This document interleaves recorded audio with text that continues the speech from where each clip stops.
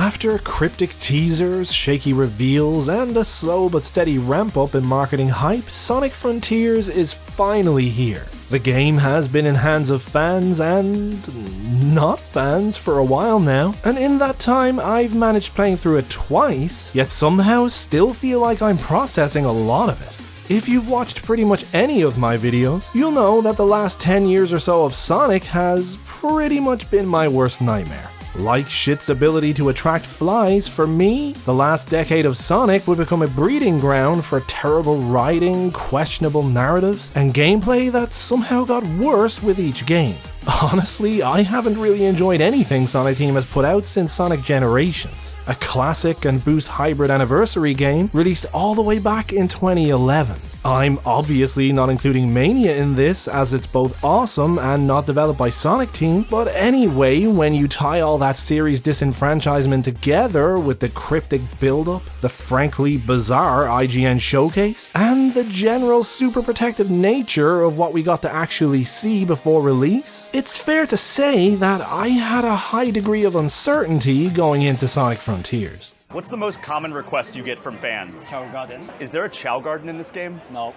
What? This game had a lot to prove. To the game journalists whose opinions Sega place a lot of stock in, to Sonic fans with our staunch opinions and vastly varied hopes for the series, to the new audience that Sonic Team are always conscious of and trying to draw in. And as a result, I just was not prepared for how much I thoroughly enjoyed it. Now, I know what you're thinking, but Mark, isn't that letting the cat out of the bag in a supposed review, where you're supposed to string us all along with vague opinions before finally telling us all what you think at the end? Maybe. But you know what? I don't care. As I was making my way through this game, I would constantly catch myself smiling like a big nerd. And honestly, that's something a new Sonic game hasn't done for me in quite some time. On paper, it makes no sense for anything about this game to work, especially when it comes to my own personal taste with these games. But for some strange reason, a lot of it does. And I guess this is the part where I should probably try and explain why. Fair warning, this review will contain spoilers, but odds are if you're watching this, you've probably already finished it. As always, please don't forget to like and subscribe for more Sonic and gaming analysis from me, and make sure to hit that bell icon so you never miss a video. But for now, I think it's best we jump right in.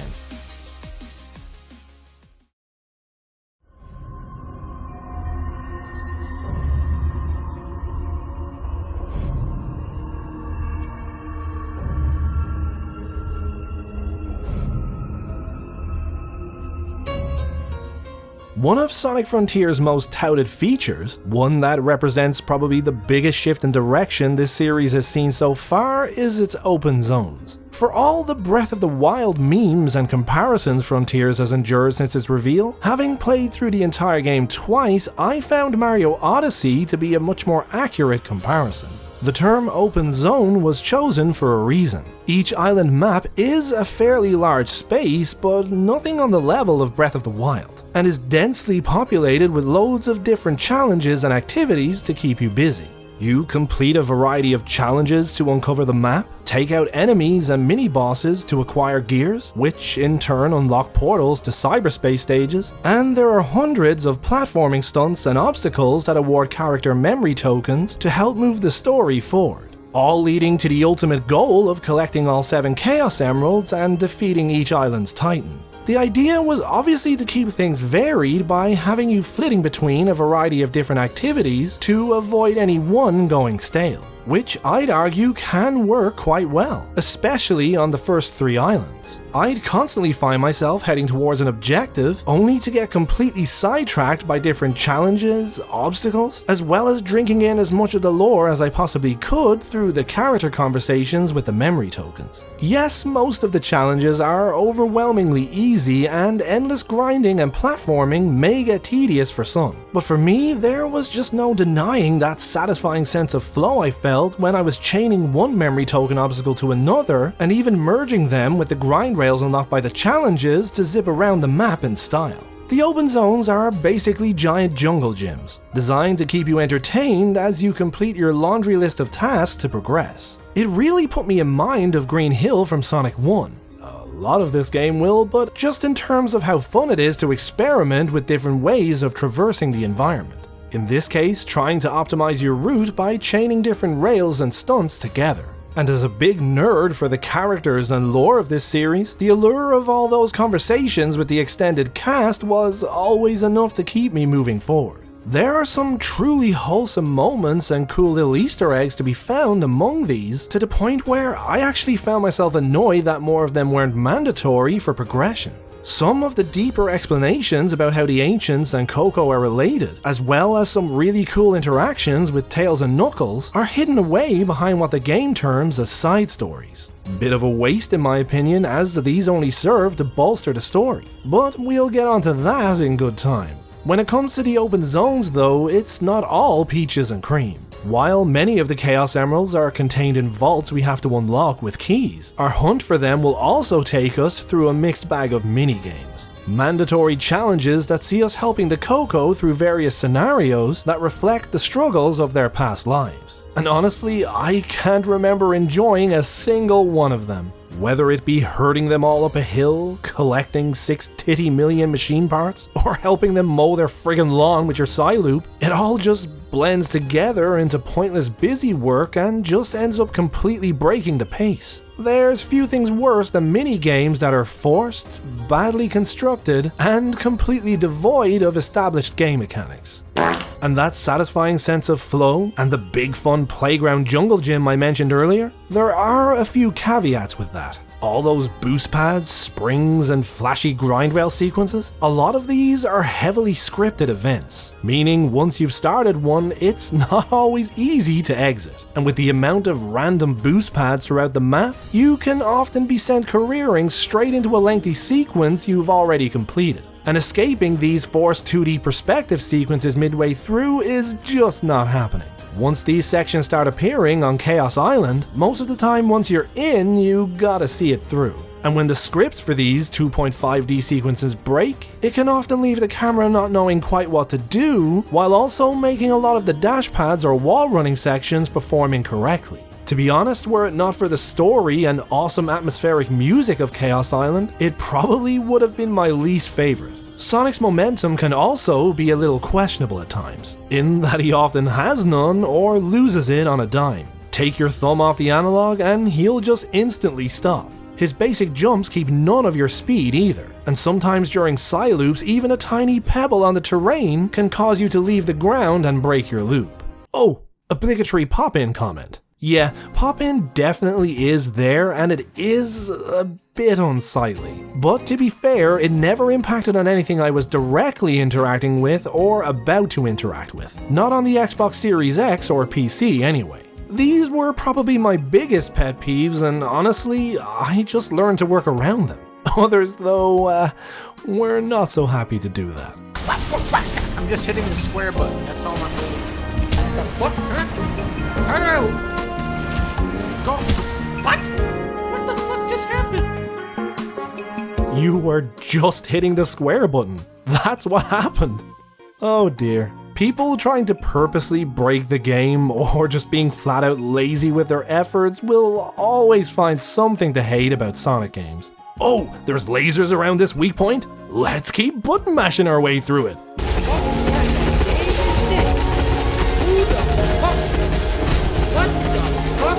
Yep, I'll pick up all the Cocos at once and wonder why the game is flipping out at me, even though the game explicitly told me it would happen. Look, in fairness, I think videos like this are purely aimed not at big-time Sonic heads. Although you guys are helping him laugh his way to the bank with it, so maybe Sonic fans are exactly who he's aiming this at. But the people who will probably get the biggest kick out of this are the ones who don't know the game so well, and will simply enjoy how this video is presented. It's really not worth getting mad over. And even though a lot of it was incorrect, even I still found myself laughing at it. I class this more as entertainment than a review, even if it did apparently start a Metacritic war. What is it with Sonic games and starting wars? But easily one of the best things about the open zone concept is the more open nature of its progression. It really is up to you how you want to keep things moving forward. Gears to open the cyberspace portals can be acquired through destroying enemies and mini-bosses, or can be dug up using Psyloop. You can blitz through cyberspace for the Chaos Emerald Vault keys or find them hidden around the open world. Memory tokens are at the end of pretty much every stunt on the map, or you can just opt to chill with Big the Cat and do a spot of fishing. Pretty much everything you'll ever need can be bought from him with the fishing tokens he awards. You can choose one specific way or a mixture of everything. Although, Big does also sell Seeds of Power and Defense as well as Missing Cocos, and these can be handed in to the Elder and Hermit Cocos in the open zones to boost your stats. Meaning fishing makes it pretty easy to face roll the entire game by buffing Sonic to the hilt early on. Besides speed, most stat upgrades are combat focused, and it's the combat in Frontiers that marks yet another pretty big departure from series tradition. Except, all the other times. Combat in Frontiers is as fun as you want to make it. Every enemy has a technically sound and optimum way to defeat them, and you can stick to doing that and nothing more. But I found making the fights as flashy as possible and trying to pull off as many of Sonic's abilities as I could was a lot more fun than I thought it would be. At least at first, when you're still unlocking stuff in the skill tree. Something that's possible to do very early, by the way. Sure, the parry mechanic is completely broken. You can literally just hold it indefinitely for a guaranteed parry, but genius that I am, I didn't realize it was broken until after my first playthrough. So I guess I got to enjoy blissful ignorance. There's a good variety of enemies and mini-bosses, and besides the annoying ones you have to chase, I mostly found myself enjoying the combat. Compared to Sonic Heroes and Unleashed, the last high-profile games in the series to try this stuff, there are far less enemies in Frontiers. And unlike before, if the combat isn't your thing, most encounters are avoidable anyway. As our spiky blue boy says, I like running better. And that's all you need to do if you're not in the mood to fight nobodies right now.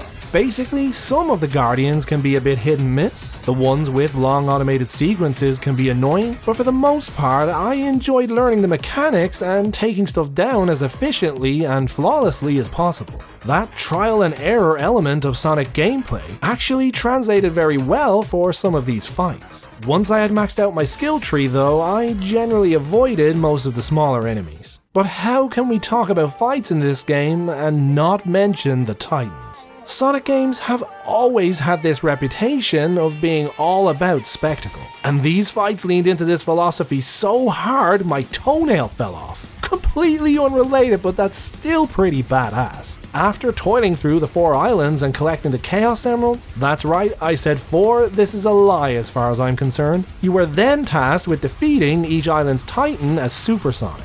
There's a certain poetry that goes into making what are essentially QuickTime events into epic atmospheric showdowns that make you feel like an unstoppable badass. These fights are essentially QuickTime event episodes of Dragon Ball Z. That's how powerful Sonic comes off here and the level of spectacle you can expect. I'm so glad the series is finally leaning into this now. Look at them emeralds separate. You have some of the best vocal tracks the series has seen. Sonic running Titans through, kicking their own missiles down their throat, and cleaving them in two with 50-foot swords. Sonic seen the chaos during the Tournament of Power in Dragon Ball Super and said, "Hold my beer, bitches." Presentation-wise, these fights were insanely well done. The broken parry mechanics do make them far too easy, with the only real level of difficulty being running out of rings. And if you've been leveling Sonic up, that likely won't be a problem anyway. But either way, I thoroughly enjoyed these fights. A boss rush mode that allowed you to fight them again might have been nice, but maybe not having them on demand will help keep the spectacle alive.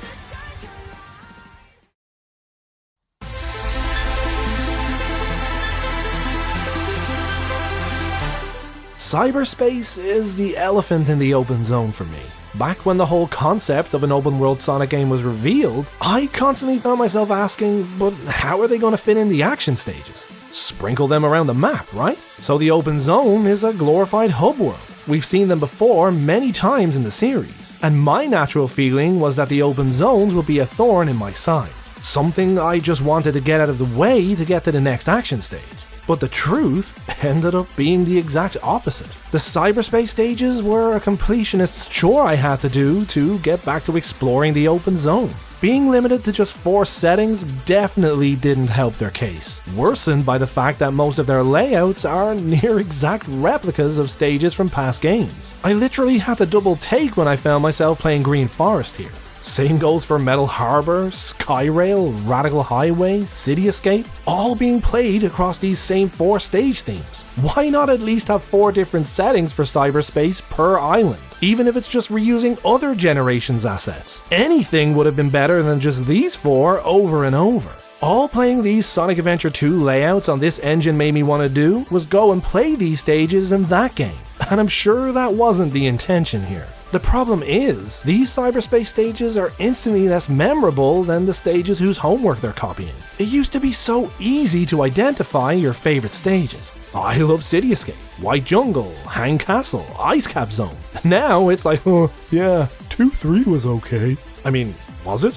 I can't remember, and that only serves to prove my point. I probably should clarify at this point, the cyberspace stages aren't all bad. I just personally found them to be a pretty mixed bag, especially against the backdrop of the thematic and recycling issues I've already mentioned. Some were actually pretty fun. Others were completely non-memorable and were over before they even started. Where have we seen that before? Again, your personal experience with these will vary based on how familiar you are with the series in general. If you're a new player or someone who dips in and out of these games every few years, the recycled layouts and settings may not matter to you.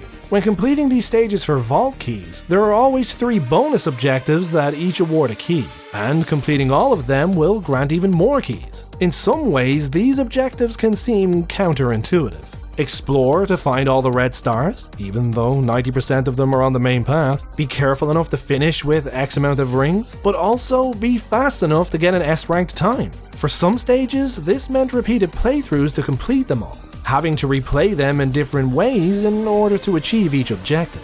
But mostly, I found myself completing stages and achieving all 4 objectives without even realizing. And with the more linear stages, this happens a lot. I'm not really sure what the design ethos here was. Was it Sonic Team's intention that so many of these are completable in one run? Or did they want you to have to replay them for those extra objectives? And I guess the answer to that probably comes down to the player's skill level. If you're new to these games, it will probably take you more attempts to finish them fully. If you're a series veteran, they'll likely pose no challenge at all for you. Sadly, I think these stages are Sonic Team's attempt to add replayability, evident by the fact that you unlock an arcade mode for them when you finish the game. Whereas by comparison, once completed, most objectives in the open world are gone forever. Sure, you can keep fighting the same guardians over and over, but you can no longer interact with any characters or refight the Titans. And this is one of my main gripes with Frontiers. Cyberspace had potential. I loved revisiting all my old favorite locations in Generations, so that technically could have worked very nicely again here.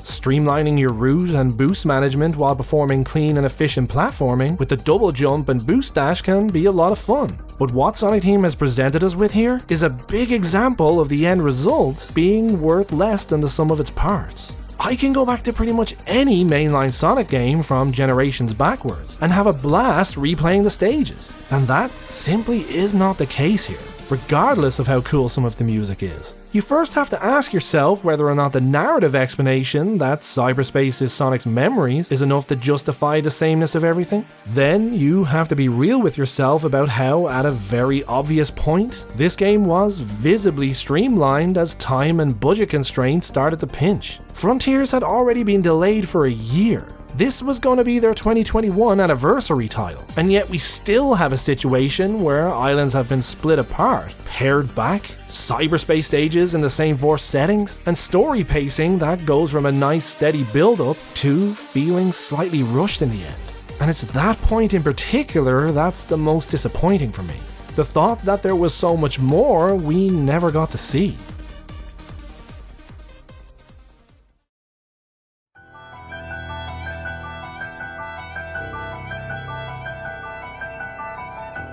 After years of having to watch Sonic cutscenes through my fingers, while trying not to cringe myself into a liquid made up of equal parts depression and tears, the story, like Sonic Frontiers as a whole really, represents a giant pivot for the series. Things seem to be moving away from the barrel-scraping lows of the past 10 years, and the story of Frontiers wastes no time making it clear that it's aiming for something else now. Dare I say, something resembling what many in the fandom have been begging for. I actually planned to make a full video dedicated to just analysing the story, but I couldn't bring myself to doing a review for the game without at least covering it. The writing of Frontiers is basically screaming at you at any opportunity that the series' direction is changing. The characters are once again aware of and acknowledge their past triumphs, but they also don't shy away from their blunders either. Many interactions with them involve them struggling or coming to terms with past failures, and share the theme of moving on, a fresh start. Say what you will about the voice direction of Roger Craig Smith's Sonic in this game, hell, even I'm still not sure how I feel about it, but this game has some of the best character interactions and dynamics in the series, and we get to see them all share some truly wholesome moments. Sonic is actually inspiring again. Sure, he's still relentlessly optimistic and loves to crack jokes, but he also knows when it's time to be serious. And watching him pick up each of his friends at their lowest points and inspire them to greater heights was an absolute pleasure to watch. And while a lot of this game's ethos was about how the series will move forward, it can't be overstated just how much it intends to respect and leverage the past while doing so. Seeing who these ancients ended up being, and the implications for every part of the series' lore they've touched, was such a surreal feeling after so long of just nothing stories. It changes everything we know about Angel Island. It changes everything we know about Chaos, the god of destruction. It changes everything we know about the Master Emerald and its connection to the Chaos Emeralds. The story of Sonic Frontiers has me genuinely excited about the lore of this series again. And that's something I was never sure I'd get to say again. There are a lot of references to past material in this game.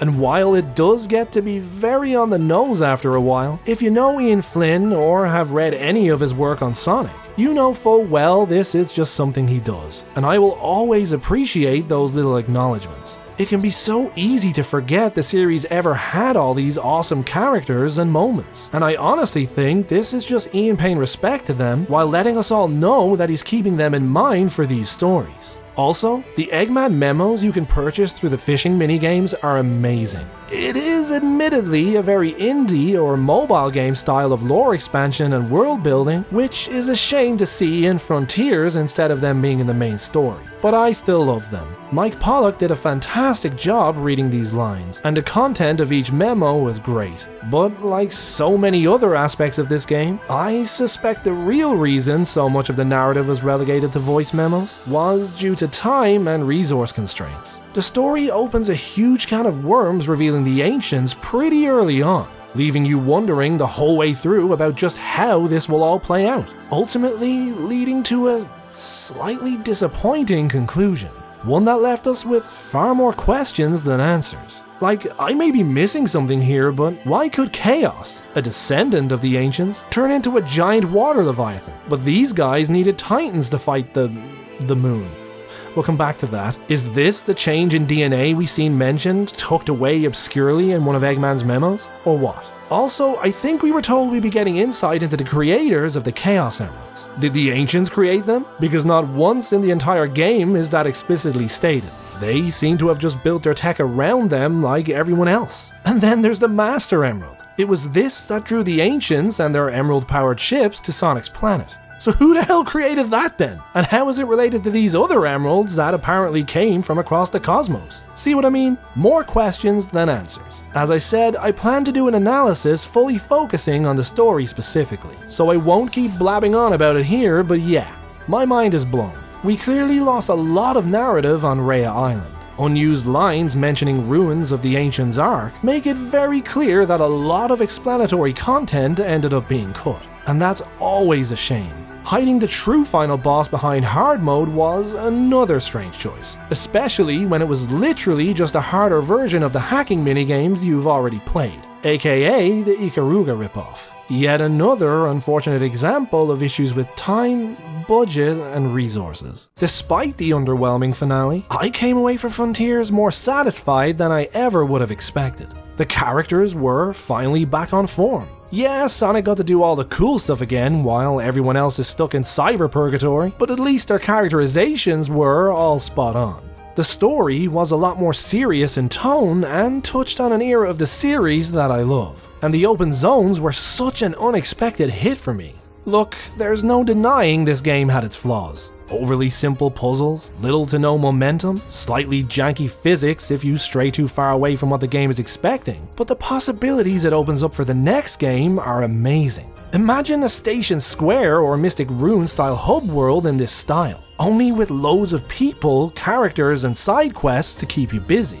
Or imagine zipping around this style of game as Knuckles on Angel Island. With enough time, resources and the budget it deserves, the possibilities are endless. The open world gave me that feeling I got when I first seen this promotional shot for 06 back in the day. Sonic in a wide open space, and it's super satisfying. It's clearly very experimental, putting me in mind of how Sonic 1 tried a bit of everything before the series refined and focused on its strengths for the sequels. So should we get a Frontiers 2 or another game in this style, I'd honestly hope to see a lot of improvements on its weak points. Same goes for the cyberspace stages. A lot more variety and originality was needed here, and I don't think it's unreasonable that we expect some original stages in the next game. As I said before, Sonic Frontiers represents a giant pivot for the series. Sonic Team sidestepping disaster and trying to steady the ship. Shallow characterizations? Pivoted away from. Lackluster stories with no real emotional depth? Pivoted away from. Action stage oriented gameplay heavily reliant on a 14-year-old formula? Pivoted. Denying the past? Pivoted. A frankly unlikable and flat Sonic? Pivoted. Frontiers may not have been perfect, but it's put me much more at ease about what the future holds. A couple of months ago, I was all but ready to ask Sega and Sonic Team to be pallbearers at my funeral, just so they could let me down one last time. And I've never been so happy to be wrong. We never did get that new form though. No hypersonic revival for the final boss, but I'm willing to overlook that. And now, I'd like to hear what you guys think. What were some of your highs and lows with Frontiers? What made it into the game that surprised you? What didn't? Let me know all your thoughts in the comments below. If you found yourself enjoying the video, don't forget to drop a like, subscribe to the channel, and make sure to hit that bell icon. If you don't hit that bell, you pretty much aren't subscribed, so make sure to give it a click to see more from me. I have lots more Frontiers and character related stuff on the way. You can also join the channel Discord, follow me on Twitter, or even support me on Patreon or with a super thanks. All your support is much appreciated, and all of it helps make it possible for me to keep creating content. That cost of living be a bitch. All those links are in the description, so be sure to check them out if you can.